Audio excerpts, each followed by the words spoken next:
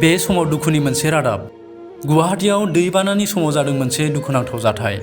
दैबानानि समाव सासे बिफानि मेगनाव मोदै। दैबानाजों 8 बोसोरनि फिसाज्लाखौ खोमानानै लानांदों जरासे बिमा बिफाया। बे दुखुनांथाव जाथाया थांनाय 3 जुलाइनि हरनि समाव जादोंमोन। 2 सान बारलांबाय नाथाय मोनाखै गोमानाय फिसाज्लाखौ।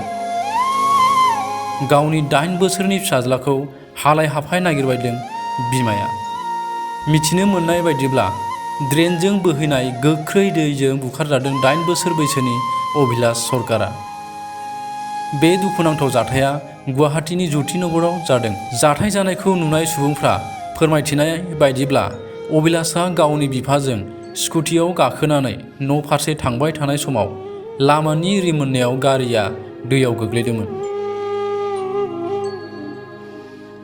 बे जाथायाव अभिलाषआ बायनाय ड्रेनाव गलांदोंमोन आरो बिफाया रैखा खालामनो नाजादोंब्लाबो दैनि गोख्रै बोहैनायाव रैखाथि होनो हायाखैमोन।